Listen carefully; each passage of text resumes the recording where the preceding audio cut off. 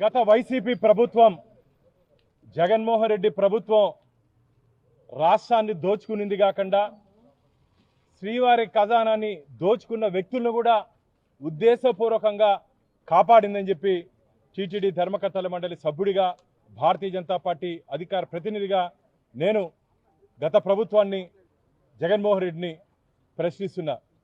నీకు ఏ అధికారం ఉందని, ఏ హోదాతో నీ మనుషులు తిరుమల తిరుపతి దేవస్థానాల్లో సాక్షాత్తు శ్రీవారు భక్తులు సమర్పించినటువంటి కానుకలు, హుండీలో సమర్పించిన కానుకల్ని పరకామణి ద్వారా లెక్కించే ప్రక్రియ తిరుమలలో గత కొన్ని సంవత్సరాలుగా కొనసాగుతూ ఉంది.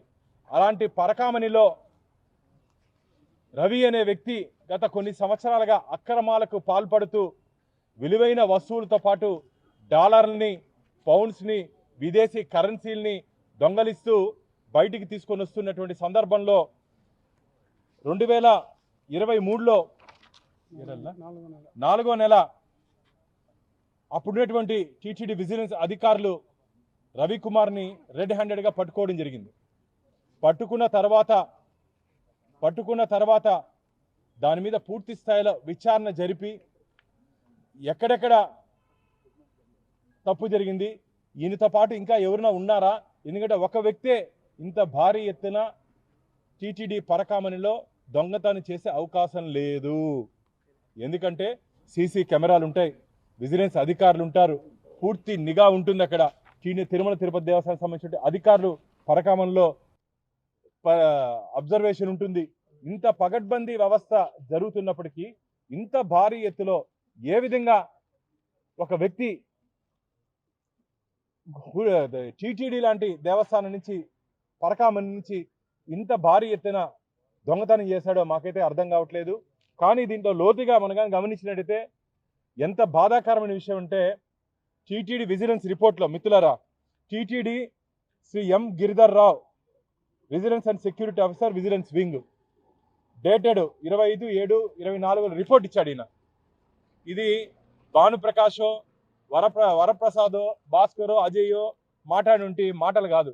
టీటీడీ విజిలెన్స్ వాళ్ళు ఇచ్చినటువంటి నివేదికలో మిత్రులారా, రవి అనే వ్యక్తి రెడ్ హ్యాండెడ్గా 29/4/23 టీటీడీ సెక్యూరిటీ అధికారులు అతన్ని పట్టుకున్నారు. అతని దగ్గర 72,000 రూపాయలు విదేశీ కరెన్సీ అంటే డాలర్లు, US డాలర్లు, $100 మేము పట్టుకున్నామని చెప్పి రాశాడు. సంతోషం, పట్టుకున్నావయ్యా. కానీ దాని వెనకాల అదే విజిలెన్స్ ఆఫీసర్ నివేదికలో under the extreme pressure from the police he affected compromise in the court of law in this case. Police శాఖ నుంచి తీవ్ర ఒత్తిడి వచ్చిన కారణంగా మిత్రులారా, పోలీస్ శాఖ నుంచి తీవ్ర ఒత్తిడి వచ్చిన కారణంగా ఈ కేసుని కాంప్రమైజ్ చేసుకున్నాడు. ఎవరు చేయమన్నాడయ్యా? ఎవరు ఆ పోలీస్ అధికారి? ఎస్ఐయా, సిఐయా, డిఎస్పీనా, ఏఎస్పీనా, ఎస్పీనా, ఐజీనా, అడిషనల్ డీజీనా, డీజీపీనా? ఎవరు చెప్పారు నీకు కాంప్రమైజ్ అవ్వని? ఏం తమాషా చేస్తున్నారా? తిరుమల తిరుపతి దేవస్థానాలు ప్రపంచంలోనే అతిపెద్ద హిందూ ధార్మిక క్షేత్రం. చెట్టు కింద పంచాయతీ చేసినట్టు, పెదరాయుడు పంచాయతీ చేసినట్టు తిరుమల తిరుపతి దేవస్థానంలో పంచాయతీ చేస్తారయ్యా మీరు?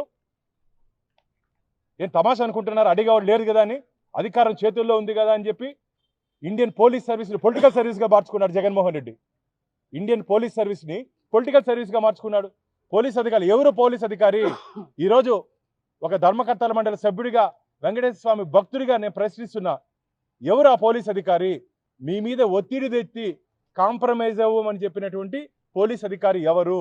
అదే అధికారి మళ్ళీ దీంట్లో కంటిన్యూషన్ మళ్ళీ రాశాడు. వినండి మిత్రులారా, అదే అధికారి దీంట్లో రాస్తూ, it is not known as to why the police exaggerated pressure upon the TTD AVSO. ఎందుకు ఇంత ఒత్తిడి పెట్టాడో ఆయనకి అర్థం కాలేదంట. ఈ రిపోర్ట్ రాసిన ఆయనకి ఏం అర్థం కాలేదయ్యా? దీంట్లో ఆ రోజు ప్రభుత్వంలో పెద్దలు, తిరుమల తిరుపతి దేవస్థానంలో ఉన్నటువంటి ఉన్నతాధికారులు, ధర్మకర్తల మండలిలో ఉన్నటువంటి కొందరు వ్యక్తులు అందరూ కలిసి ఈ రవికుమార్ విషయంలో ఈ రవికుమార్ కాంప్రమైజ్ విషయంలో అందరూ ఒత్తిడి చేశారని చెప్పి శ్రీవారి భక్తుల నుంచి నాకు అనేక ఫిర్యాదులు వచ్చాయి. ఇప్పుడు ఇవన్నీ జరిగిన తర్వాత వారి దగ్గర నుంచి దాదాపు ఈ వెనక ఉన్నటువంటి అపార్ట్మెంట్లో, ఈ పసుపర్తి అపార్ట్మెంట్లో 14 అపార్ట్మెంట్లు మిత్రులారా, 14 అపార్ట్మెంట్లు ఫ్లాట్లు టీటీడీకి రాయించుకున్నారు. రవికుమార్ దగ్గర నుంచి 102 నుంచి 103, 105, 106, 201, 207, 304, 305, 306, 401, 502, 504, 507 దీంట్లో రాసుకున్నారు. ఇంకోటి అశోక్ అపార్ట్మెంట్లో 205 ఒకటి రాసుకున్నారు. ఇది కాకుండా కోట్ల రూపాయలు విలువ చేసే మిత్రులారా, ఆయన ఏమో దొంగతనం చేసింది, వీళ్ళు చెప్పేది డాలర్లు 72,000 80,000 చెప్పారు. ఈడ 14 ఫ్లాట్లు, ఇది 10 కోట్లు, దాదాపు 10 కోట్లు విలువ చేసే ఫ్లాట్లు మన వెనకాల ఉన్నాయి. ఇది కాకుండా ఈ 7 ప్రాపర్టీస్ దీంట్లో వాళ్ళే మెన్షన్ చేశారు. To several crores of rupees war gifted అంట, కోట్లాది రూపాయలు. ఇది కాకుండా చెన్నైలో కూడా రాసుకున్నారు మిత్రులారా, చెన్నైలో కూడా ఆస్తులు రాయించుకున్నారు. అసలు ఏం జరిగింది టీటీడీలో? ఇంత దోపిడీ జరిగితే, ఇంత దారుణాలు జరిగితే ఎందుకు అప్పుడున్నట్టు ప్రభుత్వం కానీ, అప్పుడున్నట్టు టీటీ అధికారులు కానీ, అప్పుడున్నట్టు బోర్డు కానీ నిద్రపోయారని అడుగుతున్నా. టీటీడీ ధార్మిక క్షేత్రంలో పూర్తిగా దోపిడీ జరిగితే ఎందుకోసం, ఎవరి కోసం కాపాడారు? రవికుమార్ మీద ఎవరు ఒత్తిడి తెచ్చారు కాంప్రమైజ్ అవ్వమని? రవికుమార్ని బెదిరించి కోట్ల రూపాయల చేతులు మారాయని చెప్పి, కోట్ల రూపాయలు ఈ కాంప్రమైజ్ చేసినటువంటి వ్యక్తుల్లో కోట్ల రూపాయల చేతులు మారాయని చెప్పి మాకు అనేక ఫిర్యాదులు ఉన్నాయి. అందుకనే నేను నిన్న జరిగినటువంటి ధర్మకర్తల మండలి సమావేశంలో టీటీడీ చైర్మన్ గారికి, ఈఓ గారికి, నిన్న తిరుమలలో టీటీడీ ఈఓ గారికి, చైర్మన్ గారికి నేను అఫీషియల్గా రిక్వెస్ట్ చేయడం జరిగింది. ఇన్పార్షియల్ ఎంక్వైరీ, ఒక ఎంక్వైరీ కమిషన్ వేయాలి అని మిత్రులారా.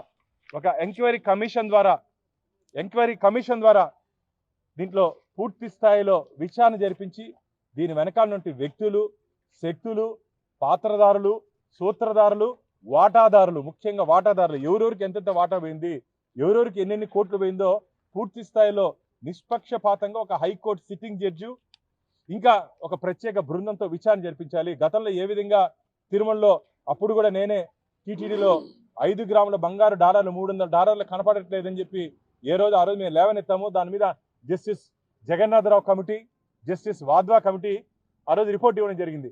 అట్లా దీని మీద కూడా ఒక క్లీన్ రిపోర్ట్ వస్తుంది. రాబో రోజుల్లో దీని మీద పూర్తి ఆధారాలతో మా ప్రభుత్వం దోషుల్ని శిక్షించి శ్రీవారి భక్తుల ముందు నిలబెడతామని చెప్పి నేను ఒక శ్రీవారి భక్తుడిగా శ్రీవారి భక్తుల్నికి హామీ ఇస్తున్నా. అలాగే మా ముఖ్యమంత్రి గారి మీద మా గట్టి నమ్మకం, విశ్వాసం ఉంది. దీంట్లో లోతుగా విచారణ చేపిస్తారని చెప్పి నేను కూడా ముఖ్యమంత్రి గారి దృష్టికి కూడా మేము మా రాష్ట్ర అధ్యక్షురాలు పురంధేశ్వరి గారికి ఇప్పుడే తెలియజేయడం జరిగింది. వారు ముఖ్యమంత్రి గారితో మాట్లాడి దీని మీద నిష్పక్షపాతంగా విచారణ జరిపించాలని చెప్పి మా రాష్ట్ర పార్టీ కూడా డిమాండ్ చేస్తుంది. దీంట్లో ఉన్నటువంటి లీగల్ విషయాలు మా అడ్వకేట్ అజయ్ కుమార్ గారు వివరిస్తారు.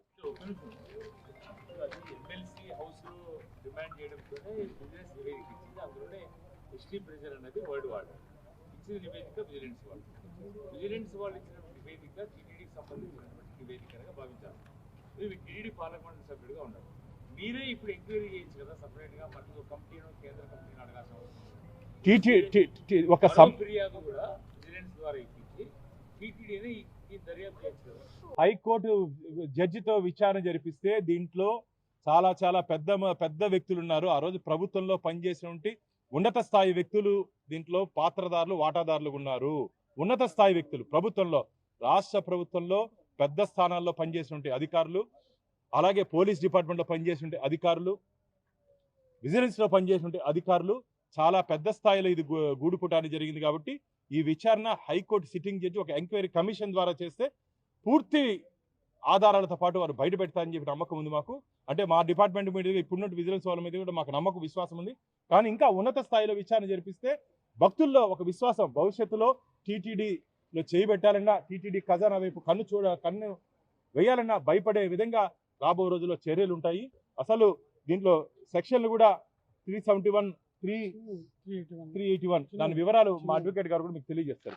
ఇప్పటికే విజిలెన్స్ లో ఉన్నటువంటి ఎవరికి అధికారి ఫిర్యాదు చేశారు, ప్రస్తుతం ఆ అధికారి విజిలెన్స్ లో పనిచేస్తున్నాడు, అతన్ని డిమాండ్ చేస్తున్నారు. మొత్తం అందరి మీద దీంట్లో మాకు నిన్న ఇంకో ఇన్ఫర్మేషన్ వచ్చింది. దీనికి ఉన్నటువంటి సీసీ ఫుటేజెస్, మామూలుగా ఏదైనా ఎంక్వైరీ జరిగితే, తప్పు జరిగితే ఆ సమయంలో జరిగినటువంటి ప్రక్రియను సేవ్ చేయాలా, ప్రిజర్వ్ చేయాలా, ప్రొటెక్ట్ చేయాలా, ప్రిజర్వ్ చేయాలా, సేవ్ చేయాలా, ప్రొటెక్ట్ చేయాలా. అది మాకు నిన్న ఫిర్యాదు అందింది. అది ఎంతవరకు నిజమో తెలీదు. దాన్ని అరేంజ్ చేసేశారు, సాక్ష్యాధారాలు లేకుండా అరేంజ్ చేసేశారు. ఆ అధికారి కూడా, నా దగ్గర ఇంకో రిపోర్ట్ ఉంది, అది పూర్తి స్థాయిలో ఆ విజిలెన్స్ అధికారి కూడా ఆ రోజు ఎవరెవరు అరేంజ్ చేశారో ఆ అధికారి మీద కూడా ఆరోపణలు ఉన్నాయి. భక్తులు సమర్పించినట్టు పోగొట్టుకున్నటువంటి కానుకల్ని సరిగ్గా లెక్క చెప్పకుండా అధికారి మీద కూడా చర్యలు తీసుకున్నారు. ఆ అధికారితో లోపాకాయ ఒప్పందం, నువ్వు ఇది కానీ రద్దు చేస్తే నిన్ను సేవ్ చేస్తామని చెప్పారని చెప్పి అప్పుడు అధికారులు, తద్వారా ఆయన్ని తప్పించారని చెప్పి నా దగ్గర ఉన్నటువంటి ఇన్ఫర్మేషన్ ఉంది. ఆ రికార్డ్స్ కూడా పూర్తి స్థాయిలో ఈరోజు సాయంత్రం నా దగ్గరికి రాబోతుంది. దాన్ని రేపు పత్రికల ముందు, మీడియా మిత్రుల ముందు పెట్టబోతున్నా. అంటే దీంట్లో ఆషామాషి విషయం కాదు. అందరూ గూడు పుట్టాని ఆలీబాబా అరడజన్ దొంగల మారుగా అందరూ దొంగలైనా ఆ రోజు కొంత దీంట్లో టీటీడీలో కొంతమంది పాత్ర దీంట్లో ఎక్కువ ఉంది. టీటీడీలో కొంతమంది పాత్ర ఎక్కువ ఉంది. ఉన్నత స్థాయిలో ఉన్నటువంటి అధికారులు దీంట్లో వాళ్ళని ప్రొటెక్ట్ చేశారు. తొందరలోనే అందుకని హైకోర్టు జడ్జి చేత మేము విచారణ జరిపి ఉన్నతాధికారులు, పోలీసులో ఉన్నతాధికారులు, ప్రభుత్వంలో పెద్దలు. అసలు నేను రాష్ట్ర ముఖ్యమంత్రి గారిని, డీజీపీ గారిని ఒక రిక్వెస్ట్ చేస్తున్నా, రవికుమార్ ప్రాణాలకు కూడా హాని కలిగే ప్రమాదం ఉంది. రవికుమార్ ప్రాణాలకు కూడా హాని కలిగించే ప్రమాదం ఉంది. కాబట్టి వెంటనే రవికుమార్ని కూడా సెక్యూరిటీ ఇవ్వాల్సిన అవసరం ఉంది. రవికుమార్కి ప్రత్యేక భద్రత కల్పించాల్సిన అవసరం ఉంది. ఇది 100 కోట్ల స్కామ్ కాదు, 500 కోట్ల స్కామ్ అని చెప్పి శ్రీవారి భక్తులు చెప్తున్నారు. ఇది 100 కోట్లు కాదు బారన్న, లోపలైన విలువైనటువంటి రాళ్ళని తీసుకొని వచ్చేస్తాడు పరకామం నుంచి. ఇది 100 కోట్లు కాదు, 500 కోట్లు పైన చిలుకు స్కామ్ ఇది. దీంట్లో ఆ రవికుమార్ కానీ సెక్యూరిటీ కానీ ఇవ్వకపోతే ఖచ్చితంగా ఆయన ప్రాణాలకి ప్రమాదం ఉందని చెప్పి, కాబట్టి రాష్ట్ర ప్రభుత్వాన్ని మీరు రిక్వెస్ట్ చేయండి, రవికుమార్కి సెక్యూరిటీ కల్పించాలని చెప్పి అన్నారు.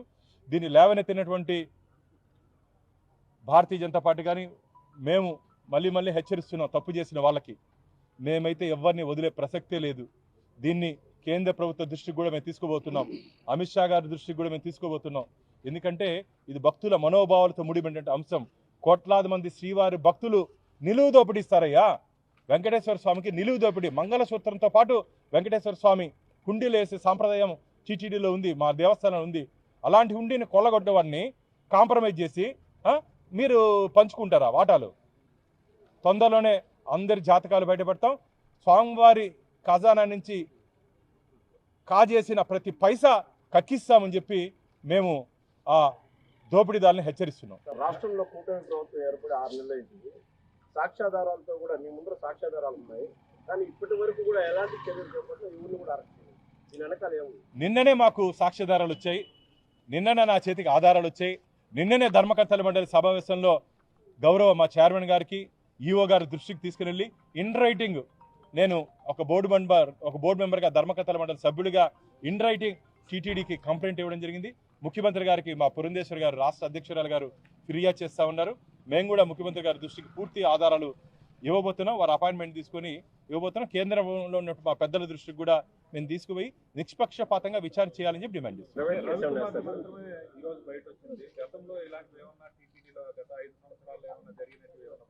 చాలా విషయాలు ఉన్నాయి మిత్రులారా.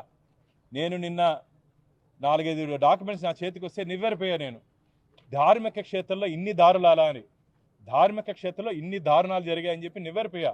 ఒక ధర్మకర్తల మండలి సభ్యుడిగా గతంలో నేను పనిచేసిన అనుభవం ఉంది. నాకే కంట్లో నీళ్ళు వచ్చాయి కొన్ని విజిలెన్స్ నివేదిక చదువు. అంటే నేను భక్తుడిగా చెప్తున్నా, విజిలెన్స్ ఇచ్చినటువంటి నివేదికలో అసలు టీటీడీలో ఇది ఎలా సాధ్యమైందో నాకైతే అర్థం కావట్లా. టీటీడీలో ఇలాంటి పనులు ఎలా సాధ్యమైందో నాకైతే అర్థం కావట్లా. ఈ ధార్మిక క్షేత్రంలో ఇంత దారుణాలు. కాబట్టి ఇది పూర్తి స్థాయిలో ప్రక్షాళన చేయాల్సిన అవసరం ఉంది. టీటీడీలో విజిలెన్స్ని నేను ఎస్ఓ గారితో కూడా మాట్లాడడం జరిగింది. విజిలెన్స్లో కూడా ప్రక్షాళన, ఎందుకంటే ఇది ఒక వ్యక్తి చేసినటువంటి పని కాదు, కొందరు అందరూ కలిసి చేసినటువంటి పని. కాబట్టి టీటీడీలో విజిలెన్స్ని కూడా మేము పెంచుతాం. దీని మీద ప్రత్యేక కమిటీ వేసి ఏ విధంగా భద్రతాల లోపాలు ఉన్నాయో, ఎక్కడ పొరపాటు జరిగిందో దాన్నింటినీ సరిదిద్దుకుంటూ మేము ముందుకు పోతాం.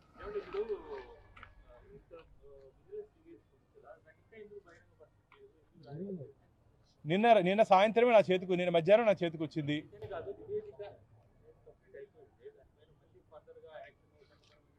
అంటే లోక్ అదాలత్లో కాంప్రమైజ్ చేసుకున్నారు కాబట్టి తిరిగి దీన్ని పోలీసు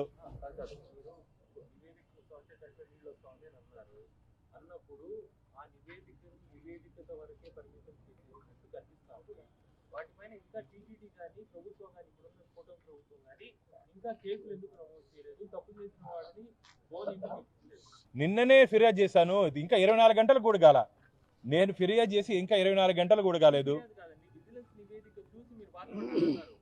చూసి నేను నిన్ననే సమర్పించాను ఈఓ గారికి.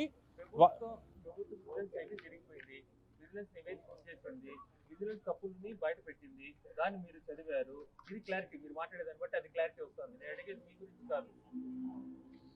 విజిలెన్స్ నివేదిక పైన ఇప్పటి వరకు కూటమి ప్రభుత్వం ఎందుకు చర్యలు తీసుకోలేదు? తొందరలోనే దీని మీద అందుకని ఇంకా లోతుకి విచారణ చేసి దీంట్లో ఇంకా ఎవరెవరు ఉన్నారు. ఒక రవికుమార్ మీద మాత్రమే దీంట్లో కేసు ఉంది కాబట్టి, రవికుమార్ కాకుండా ఇంకా చాలా మంది ఉన్నారు కాబట్టి అందరినీ శ్రీవారి భక్తుల ముందు చట్టం ముందు నిలబెట్టపోతాం. ఎస్, అన్నిటి మీద రాబో రోజులు ఇదేని వదలము, ఎవరిని వదలం. రాబో రోజుల్లో దేన్ని వదలం, ఎవరిని వదలం. ఒక్కొక్కటి ఫేస్ వైజ్, ఎందుకంటే ధార్మిక క్షేత్రంలో అన్ని విషయాలు బయట పెడితే భక్తుల మనోభావాలు బాధపడతాయి కదా అని చెప్పి నేను కొన్ని మీ ముందు చెప్పలేదు. ఆఫ్ ద రికార్డ్ బిత్తులా చెప్పలేకపోతున్నాను. ఎందుకంటే స్వామివారి ముందు నేను ధర్మకర్తల మండలి సభ్యుడిగా ప్రమాణం చేశాను, నాకు తెలిసినటువంటి విషయాల్ని బహిర్గతం చేయనని. కాబట్టి ఎక్కడ చెప్పాలో ఈ రాష్ట్రానికి కస్టోడియన్ ముఖ్యమంత్రి గారు కాబట్టి వారి దృష్టికి తీసుకుని వెళ్ళి ఖచ్చితంగా రాబో రోజుల్లో ఇలాంటి పొరపాటు జరగకుండా చూసుకుంటామేమో. జరిగినటువంటి పొరపాటుని తప్పు చేసిన వాళ్ళని గట్టిగా శిక్షిస్తాం.